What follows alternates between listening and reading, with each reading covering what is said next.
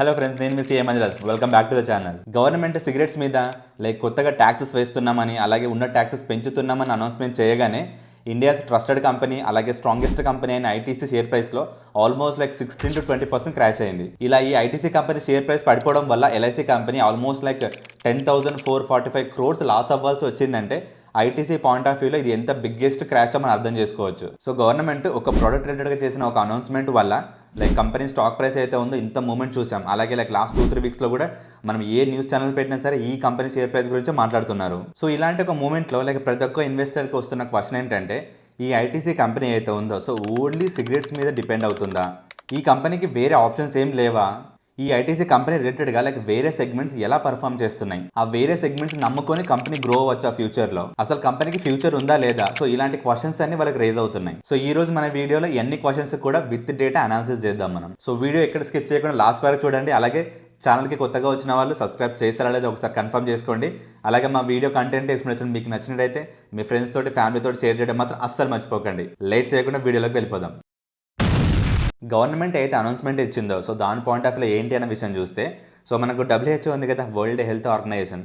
So అది ఏంటంటే, so world వైడ్గా ఏవైతే కంట్రీస్ ఉన్నాయో వాళ్ళందరూ కూడా ఒక గైడ్ లైన్ ఒక రికమెండేషన్ లాగా ఇచ్చింది అన్నట్టు. ఏంటంటే మీ కంట్రీలో టొబాకో రిలేటెడ్ అయితే ప్రొడక్ట్స్ ఉంటాయో సో వాటి మీద అట్లీస్ట్ 75% ట్యాక్స్ వేయండి అని. దానివల్ల అట్లీస్ట్ కన్సంప్షన్ తక్కువైపోతుంది అన్న పాయింట్ ఆఫ్ వ్యూలో WHO చెప్పింది అన్నట్టు. సో ఇలా WHO పాయింట్ ఆఫ్ వ్యూలో అలాగే ఇంతకుముందు టొబాకో రిలేటెడ్ ప్రొడక్ట్స్ ఏవైతే ఉన్నాయో వాటి మీద ట్యాక్సేషన్ అనేది అంత క్లియర్గా లేదు, చాలా కాంప్లికేటెడ్గా ఉంది. సో కాబట్టి దాన్ని సింప్లిఫై చేయడానికి మన వాళ్ళు సెంట్రల్ ఎక్సైజ్ బిల్ 2025లో ఈ చేంజెస్ అనేవి ప్రపోజ్ చేసి పాస్ చేశారు. సో గవర్నమెంట్ అయితే వీటి రిలేటెడ్గా ట్యాక్స్లో చేంజెస్ చేసిందో అదంతా కూడా February 1 నుంచి ఎఫెక్టివ్. సో కాబట్టి February 1 నుంచి ఏవైతే మ్యానుఫ్యాక్చరింగ్ అవుతున్నాయో, February 1 నుంచి ఏవైతే సెల్లింగ్ అవుతున్నాయో సో వాటి రిలేటెడ్గా చేంజెస్ అన్నట్టు ఇవి. సో ఈ అనౌన్స్మెంట్స్ వల్ల ఎలాంటి చేంజెస్ రాబోతున్నాయి అన్న పాయింట్ ఆఫ్ లో చూసుకున్నట్టయితే, ప్రెసెంట్ వచ్చేసి GST రేట్ 28% ఉంది. బట్ February 1 నుంచి దాన్ని 40%కి ఇంక్రీజ్ చేస్తున్నారు. అలాగే ఇప్పటిదాకా GST కాంపన్సేషన్ సెస్ అని ఒక అడిషనల్ ట్యాక్స్ వేసేవాళ్ళు February 1 నుంచి అది మొత్తానికి తీసేసి ఒక స్పెసిఫిక్ ఎక్సైజ్ డ్యూటీ తీసుకొస్తున్నారు అన్నట్టు. సో ఆ స్పెషల్ ఎక్సైజ్ డ్యూటీ ఎలా ఉంటుందో మీరు స్క్రీన్ మీద చూసుకోవచ్చు. సో బేస్డ్ ఆన్ లెంత్ అన్నట్టు, అంటే 65 mm, 70 mm, 75 mm. So cigarette యొక్క లెంత్ బట్టి వాళ్ళు ఒక్కొక్క దాని ప్రకారంగా ఇంత డ్యూటీ అని చెప్పేసి స్పెసిఫిక్గా చెప్పారన్నట్టు. సో ఇంతకుముందు GST కాంపన్సేషన్ సెస్ ఏదైతే ఉందో అది ఏంటంటే అమౌంట్ మీద అన్నట్టు, అంటే MRP ఏదైతే ఉందో దాని మీద క్యాల్కులేట్ చేసేవాళ్ళు. బట్ ఇప్పుడు కొత్తగా తెచ్చిన వీళ్ళు ఎక్సైజ్ డ్యూటీ ఏదైతే ఉందో పర్ స్టిక్ మీద అన్నట్టు, అంటే ఒక సిగరెట్ మీద వీళ్ళు ఎంత ట్యాక్స్ కట్టాలనేది స్పెసిఫిక్గా చెప్పారండి గవర్నమెంట్ వాళ్ళు. సో ప్రెసెంట్ సిగరెట్స్ మీద ఆల్మోస్ట్ 50 to 60% ట్యాక్స్ వేస్తున్నారు. బట్ February 1 నుంచి అది ఆల్మోస్ట్ 65 to 80% దాకా ట్యాక్స్ అవుతాయంట. సో ఓవరాల్గా చూసుకున్నట్టయితే సిగరెట్ ప్రైసెస్ అనేవి February 1 నుంచి 15 to 40% దాకా ఇంక్రీజ్ అవ్వచ్చు. సో గవర్నమెంట్ అనౌన్స్మెంట్స్ ప్రకారం సిగరెట్ ప్రైసెస్ ఏవైతే ఉన్నాయో అవి గట్టిగానే పెరగబోతున్నాయి, గట్టిగానే ఇంక్రీజ్ అవ్వబోతున్నాయి అనేది మనకి ఇండికేషన్ అర్థమైపోతుంది. సో ఇప్పుడు క్వశ్చన్ ఏంటంటే, ఈ ఐటీసీ కంపెనీ ఏదైతే ఉందో సో ఓన్లీ సిగరెట్స్ బేస్ చేసుకుని గ్రో అవుతుందా? ఫ్యూచర్లో సిగరెట్స్ కాకుండా వేరే సెగ్మెంట్స్ని బేస్ చేసుకుని కంపెనీ గ్రో అవ్వడానికి స్కోప్ ఉందా లేదా? సో ఈ పాయింట్ ఆఫ్ వ్యూలో మనం డీటెయిల్గా అనాలిసిస్ చేద్దాం. సో 2023 నుంచి 2025 వరకు ఈచ్ సెగ్మెంట్ వైజ్గా రెవెన్యూ గ్రోత్ ఎలా ఉంది అన్న పాయింట్ ఆఫ్ వ్యూలో ఒకసారి చూసుకున్నట్టయితే, సో FMCG సిగరెట్ సెక్షన్లో మాట్లాడుకుంటే ఆల్మోస్ట్ 16% గ్రోత్ కనిపిస్తుంది. FMCG అదర్స్ అంటే సిగరెట్స్ కాకుండా వేరే అయితే FMCG ఉందో దాని పాయింట్ ఆఫ్ వ్యూలో మాట్లాడుకుంటే ఆల్మోస్ట్ 15% గ్రోత్ కనిపిస్తుంది. అగ్రికల్చర్ బిజినెస్ పాయింట్ ఆఫ్ వ్యూలో మాట్లాడుకుంటే ఆల్మోస్ట్ 63% గ్రోత్ కనిపిస్తుంది. పేపర్ బోర్డ్స్ అలాగే ప్యాకేజింగ్ పాయింట్ ఆఫ్ వ్యూలో మాట్లాడుకుంటే ఇది 23తో కంపారిజన్ చేసుకుంటూ 25లో తక్కువ రెవెన్యూ జనరేట్ చేసింది. అందుకోసం మనకు -7.3% కనిపిస్తుంది. సో లాస్ట్ 3 years యొక్క రెవెన్యూ డేటా పాయింట్ ఆఫ్ వ్యూలో చూసుకున్నట్టయితే, సో ఐటీసీ కంపెనీ అయితే ఉందో ఓన్లీ సిగరెట్ రెవెన్యూ మీద డిపెండ్ అవ్వట్లేదు. సో దాన్ని బీట్ చేసుకుంటూ వేరే సెగ్మెంట్స్ కూడా మంచిగా గ్రో అవుతున్నాయి. నెక్స్ట్ ఒకవేళ ప్రాఫిట్ పాయింట్ ఆఫ్ వ్యూలో లాస్ట్ 3 yearsలో గ్రోత్ ఎలా ఉంది, కాంట్రిబ్యూషన్ ఎలా ఉంది సెగ్మెంట్ వైజ్గా అన్న పాయింట్ ఆఫ్ వ్యూలో చూసుకున్నట్టయితే, FMCG సిగరెట్స్ పాయింట్ ఆఫ్ వ్యూలో మాట్లాడుకుంటే ఆల్మోస్ట్ 11.7% గ్రోత్ కనిపిస్తుంది. FMCG అదర్స్ పాయింట్ ఆఫ్ వ్యూలో మాట్లాడితే ఆల్మోస్ట్ 14.9% గ్రోత్ కనిపిస్తుంది. అగ్రికల్చర్ బిజినెస్ పాయింట్ ఆఫ్ వ్యూలో మాట్లాడితే 11.3%. అలాగే paper boards and packaging point of వ్యూలో మాట్లాడితే 23 to 25 రెవెన్యూ కూడా తగ్గిపోయింది, అలాగే ప్రాఫిట్ కూడా తగ్గిపోయింది. ఆల్మోస్ట్ 60% తగ్గిపోయింది ప్రాఫిట్ కూడా. సో పేపర్ బోర్డ్స్ అలాగే ప్యాకేజింగ్ ఈ సెగ్మెంట్ ఒకటి పక్కకు పెడితే FMCG అదర్స్ కానీ అగ్రికల్చర్ బిజినెస్ కానీ సిగరెట్ సెగ్మెంట్కి చాలా కాంపిటేటివ్గా గ్రో అవుతున్నాయి. బట్ మనకి ఇక్కడ పాయింట్ టు బి నోటెడ్ ఏంటంటే, కంపెనీకి ఏ సెగ్మెంట్స్ ప్రాఫిట్స్ తెచ్చి పెడుతున్నాయి, ఎక్కువగా తెచ్చి పెడుతున్నాయి అన్న పాయింట్ ఆఫ్ వ్యూలో మాట్లాడితే, సో హయ్యెస్ట్ వచ్చేసి సిగరెట్ సెగ్మెంట్. మీరు ఇక్కడ చూసుకున్నట్టయితే ఫైనాన్షియల్ ఇయర్ 25లో సిగరెట్ సెగ్మెంట్ నుంచి ఆల్మోస్ట్ 20,000 crores ప్రాఫిట్ జనరేట్ అయింది. వేరే చూసుకున్నట్టయితే 1,500 crores, 1,400 crores, 911 crores. So almost like 80% contribution అయితే ఉందో ప్రాఫిట్ సెక్షన్లో అది సిగరెట్ సెగ్మెంట్ నుంచి వస్తుంది ఈ కంపెనీకి. సో వన్స్ ఈ అనౌన్స్మెంట్ రాగానే షేర్ ప్రైస్ అంతలా క్రాష్ అవ్వడానికి మెయిన్ రీజన్ ఏంటంటే ఈ కంపెనీకి ప్రాఫిట్ కాంట్రిబ్యూషన్లో హైయెస్ట్ కాంట్రిబ్యూషన్ అనేది సిగరెట్ సెగ్మెంటే. సో కాబట్టి దాని రిలేటెడ్గా వచ్చిన చిన్న అనౌన్స్మెంట్ కూడా ఈ కంపెనీ రిలేటెడ్గా చాలా హెవీ ఎఫెక్ట్గా అనిపిస్తుంది షేర్ ప్రైస్లో కానీ లేకపోతే ఫ్యూచర్ ప్రాఫిటబిలిటీ పాయింట్ ఆఫ్ వ్యూలో కానీ. బట్ యాజ్ అ రేషనల్ ఇన్వెస్టర్గా మనం అబ్జర్వ్ చేయాల్సిన ఇంకో పాయింట్ ఏంటంటే మిగిలిన సెగ్మెంట్స్ ఏవైతే ఉన్నాయో వాటి లైక్ కాంట్రిబ్యూషన్ తక్కువ ఉండొచ్చు profit, but the way they are growing అంటే మీరు చూసుకున్నట్టయితే సిగరెట్ సెగ్మెంట్స్తో కాంపిటేటివ్గా ఆ పర్సంటేజ్ అనేది గ్రో అవుతుంది వేరే సెగ్మెంట్స్ కూడా. సో కాబట్టి ఈ కంపెనీ పాయింట్ ఆఫ్ వ్యూలో వేరే సెగ్మెంట్స్ కూడా మంచిగా ప్రాఫిటబుల్ అవ్వడానికి ఫ్యూచర్లో ఇంకా గ్రో అవ్వడానికి హై పొటెన్షియల్ ఉన్నట్టే కదా.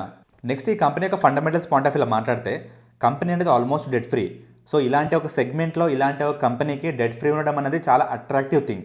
నెక్స్ట్ థింగ్ వచ్చేసి ఏంటంటే వీళ్ళు 4.3% డివిడెండ్ ఈల్డ్ మెయింటైన్ చేయగలుగుతున్నారు. సో ఎవరైనా రెగ్యులర్గా ఇన్కమ్ కావాలనుకున్న వాళ్ళకి ఇది ఒక బెస్ట్ చాయిస్. నెక్స్ట్ కంపెనీ 3 yearsలో 28% రిటర్న్ ఆన్ ఈక్విటీ మెయింటైన్ చేయగలుగుతుంది. అంటే ఇన్వెస్టర్స్ పెట్టిన ప్రతి రూపాయి మీద కూడా మంచి రిటర్న్స్ జనరేట్ చేయగలుగుతుంది. అలాగే కంపెనీ కన్సిస్టెంట్గా almost like 70 to 80% dividend pay out ratio maintain చేయగలుగుతుంది, అంటే which I think very good thing. అలాగే ఈ ఐటీసీ కంపెనీ అయితే ఉందో క్యాష్ రిచ్ బిజినెస్.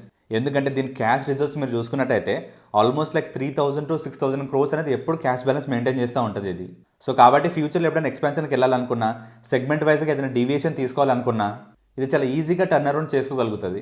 అందుకే ఇది one of the strongest company. But biggest thing ఏంటంటే ఇలాంటి ఒక స్ట్రాంగెస్ట్ కంపెనీ, ఇంత trusted company just 20 times PE రేషియోతో ట్రేడ్ అవుతుంది. సో కాబట్టి ఈ కంపెనీ అనేది ఎంత అండర్ వాల్యూడ్ కంపెనీ మనం అర్థం చేసుకోవచ్చు. సో ఐటీసీ అనేది ఇంత అట్రాక్టివ్ కంపెనీ, ఐటీసీ అనేది ఇంత స్ట్రాంగెస్ట్ కంపెనీ. సో ఇన్వెస్టర్స్కి కంపెనీ పాయింట్ ఆఫ్ వ్యూలో ఎలాంటి డౌట్ లేదు. బట్ ఇన్వెస్టర్స్కి ఉన్న డౌట్ ఏంటంటే కంపెనీ ఉన్న business model. So revenue point of వ్యూలో సిగరెట్స్ మీద అంత డిపెండెన్సీ లేదు. బట్ ప్రాఫిట్ పాయింట్ ఆఫ్ వ్యూలో కంపెనీకి హైయెస్ట్ కాంట్రిబ్యూటర్, హ్యూజ్ కాంట్రిబ్యూటర్ ఎవరు అంటే cigarette segment. Profit point of వ్యూలో వేరే సెగ్మెంట్స్ కూడా హెల్తీగా కాంట్రిబ్యూట్ చేస్తున్నా సరే, బట్ కంపెనీ పాయింట్ ఆఫ్ వ్యూలో ఆల్మోస్ట్ లైక్ 80 to 85% కాంట్రిబ్యూట్ ఎవరు చేస్తున్నారు ప్రాఫిట్స్లో అంటే సిగరెట్ సెగ్మెంట్. సో అలాంటి సిగరెట్ సెగ్మెంట్ ఏదైతే ఉందో దాని పాయింట్ ఆఫ్ వ్యూలో గవర్నమెంట్ చేసిన అనౌన్స్మెంట్ ఏదైతే ఉందో సో దాన్ని మొత్తానికి ఒక రిస్క్ లాగా, ఒక థ్రెట్ లాగా చూస్తున్నారు. మనం ఇక్కడ క్లారిటీగా అబ్జర్వ్ చేయాల్సింది ఏంటంటే సిగరెట్స్ పాయింట్ ఆఫ్ వ్యూలో ట్యాక్స్ రేట్స్ మాత్రమే పెంచారు, అదేం మొత్తానికి బ్యాన్ చేయలేదు. నిజంగా బ్యాన్ చేస్తేనేమో ఇంత వోలటాలిటీ లేకపోతే ఇంత మనం భయపడాల్సిన అవసరం ఉంటుంది. బట్ అక్కడ జరిగింది ట్యాక్స్ పెంచడం మాత్రమే. మరి ట్యాక్స్ పెంచితే కంపెనీ పాయింట్ ఆఫ్ వ్యూలో ఎఫెక్ట్ అవుతుంది కదా, ప్రాఫిట్ పాయింట్ ఆఫ్ వ్యూలో, రెవెన్యూ పాయింట్ ఆఫ్ వ్యూలో అని మీరు అడగొచ్చు. ఎస్ కరెక్టే. బట్ ఎప్పటిదాకా ఉంటుంది ఇది? లాంగ్ రన్లో ఉంటుందా అంటే అబ్సల్యూట్లీ నో. గవర్నమెంట్ చేసిన ట్యాక్స్ హైక్ వల్ల షార్ట్ టర్మ్లో వాల్యూమ్స్ ఎఫెక్ట్ అవుతాయి, ప్రాఫిటబిలిటీ కూడా ఎఫెక్ట్ అవుతుంది. బట్ లాంగ్ టర్మ్లో ఇది మళ్ళీ స్టెబిలైజ్ అవుతుంది. ఎందుకంటే సిగరెట్స్ అనేది ఒక హ్యాబిట్, అదొక అడిక్షన్. ఇది ప్రైస్ సెన్సిటివ్ ప్రోడక్ట్ కాదు. సో ఇలాంటి ఒక చేంజెస్ వల్ల క్విట్టింగ్ జరగదు, ఓన్లీ అడ్జస్ట్మెంట్ జరుగుతుంది. లైక్ ఇంతకుముందు లైక్ పెద్ద సిగరెట్ తాగే వాళ్ళు కొంచెం లెంత్ తక్కువ సిగరెట్ తాగొచ్చు, లేకపోతే లైక్ పెద్ద బ్రాండ్స్ కాకుండా లైక్ చీప్ బ్రాండ్స్ ఏవైతే ఉంటాయి వాటి సిగరెట్స్ తాగొచ్చు. ఇంతకుముందు 2 ప్యాకెట్లు కాల్చే వాళ్ళు 1 ప్యాకెట్ కాలవచ్చు. లేకపోతే ఇంతకుముందు లైక్ డేలో 3 times తాగేవాళ్ళు డేలో 2 times తాగొచ్చు. బట్ ద థింగ్ ఏంటంటే ఈ అడ్జస్ట్మెంట్స్ కూడా ఓన్లీ షార్ట్ టర్మ్ మాత్రమే. లాంగ్ టర్మ్లో హ్యూమన్ టెండెన్సీ ప్రకారం మళ్ళీ నార్మలైజ్ అవుతుంది, మళ్ళీ స్టెబిలైజ్ అవుతుంది. సో కాబట్టి మనోడు ఇంతకుముందు ఏ సిగరెట్ తాగేవాడు మళ్ళీ అదే తాగుతాడు, ఎంత లెంత్ తాగేవాడు అదే తాగుతాడు, ఎన్ని నెంబర్ ఆఫ్ టైమ్స్ తాగేవాడు అన్ని నెంబర్ ఆఫ్ టైమ్స్ తాగుతాడు, ఎన్ని ప్యాకెట్లు ఖర్చు చేసేవాడు అన్ని ప్యాకెట్లు ఖర్చు అవుతాయి. హ్యూమన్ బిహేవియర్ ప్రకారం దీంట్లో ఎలాంటి చేంజెస్ రావు. ప్రైస్ పెరగడం ఏదైతే ఉందో షార్ట్ టర్మ్లో కొంచెం పెయినింగ్ థింగే. బట్ వన్స్ బిహేవియర్ అడాప్ట్ అయిందంటే మాత్రం ఆ ప్రైస్ నార్మలైజ్ అయిపోతుంది. దీనికి బెస్ట్ ఎగ్జాంపుల్ ఏంటంటే ఆల్కహాల్ కానీ లేకపోతే సిగరెట్స్ కానీ. లైక్ ప్రైస్ పెరగడం ఏదైతే ఉందో ఇదేం ఫస్ట్ టైం కాదు. లైక్ మనం లాస్ట్ 5 years 10 years లైక్ ఇదేం ఫస్ట్ టైం చూడట్లేదు. లాస్ట్ 5 years 10 years కూడా చాలాసార్లు రేట్స్ పెరిగాయి. బట్ హ్యూమన్ కన్జంప్షన్లో, హ్యూమన్ బిహేవియర్లో షార్ట్ టర్మ్ మాత్రమే ఎఫెక్ట్ ఉంది తప్ప లాంగ్ రన్లో ఏ ఎఫెక్ట్ లేదు. సో కాబట్టి కంపెనీ పాయింట్ ఆఫ్ వ్యూలో లాంగ్ టర్మ్లో సేమ్ రెవెన్యూ జనరేట్ అవుతుంది, సేమ్ ప్రాఫిట్ మళ్ళీ జనరేట్ అవుతుంది. సిగరెట్స్ కానీ ఆల్కహాల్ కానీ వీటి రిలేటెడ్గా ట్యాక్సెస్ ఆర్ ప్రైసెస్ పెరిగినప్పుడు సో బేసిక్గా వచ్చే క్వశ్చన్ ఏంటంటే వీటిని ఎలా తాగాలి అన్నది కానీ తాగాలా వద్దా అన్నది కాదు. ఈ టెండెన్సీ ఉన్నంత వరకు, గవర్నమెంట్ వీటిని కంప్లీట్గా బ్యాన్ చేయనంత వరకు ఇలాంటి కంపెనీస్కి షార్ట్ టర్మ్లో వోలటాలిటీ ఉంటుంది తప్ప లాంగ్ టర్మ్లో ఎలాంటి ఎఫెక్ట్ ఉండదు. సో కాబట్టి మనం ఐటీసీ షేర్స్ రిలేటెడ్గా అయితే స్టాక్ కరెక్షన్ చూస్తున్నామో ఇది జస్ట్ ఈ అనౌన్స్మెంట్ వల్ల వచ్చిన షార్ట్ టర్మ్ వోలటాలిటీ మాత్రమే. లాంగ్ టర్మ్లో మళ్ళీ షేర్ ప్రైస్ అయితే ఉందో మళ్ళీ స్టెబిలైజ్ అవుతుంది. అంతే అండి, వీడియో ఎన్నికలకు వచ్చేసాము. ఈ కంపెనీ పాయింట్ ఆఫ్ వ్యూలో మీరేమనుకుంటున్నారు, మీ ఒపీనియన్ ఏంటి అనేది కామెంట్ సెక్షన్లో పింక్ చేయడం మాత్రం మర్చిపోకండి. ఈరోజు మా వీడియో అయితే ఉందో ఈ కంపెనీ పాయింట్ ఆఫ్ వ్యూలో బై రికమెండేషన్ కానీ సెల్ రికమెండేషన్ కానీ ఏం చేయట్లేదు. ఇది జస్ట్ పబ్లిక్లీ అవైలబుల్ ఉన్న డేటాని మేము అనాలిసిస్ చేశాము. మా అనాలిసిస్ని ఇన్పుట్ లాగా తీసుకోండి. బట్ ఈ కంపెనీ పాయింట్ ఆఫ్ వ్యూలో బై కానీ సెల్ చేయకన్నా ముందు మీ పర్సనల్ ఫైనాన్షియల్ అడ్వైజర్ని కన్సల్ట్ అవ్వడం మాత్రం మర్చిపోకండి. అలాగే మా కంటెంట్ ఎక్స్ప్లెనేషన్ మీకు నచ్చినట్టయితే మీ ఫ్రెండ్స్ తోటి ఫ్యామిలీ తోటి షేర్ చేయడం మాత్రం అస్సలు మర్చిపోకండి. నెక్స్ట్ వీడియోలో ఇంకో ఇంట్రెస్టింగ్ టాపిక్ తోటి మళ్ళీ కలుస్తాను. అంతవరకు సైనింగ్ ఆఫ్ మీ సీఏ మంజునాథ్.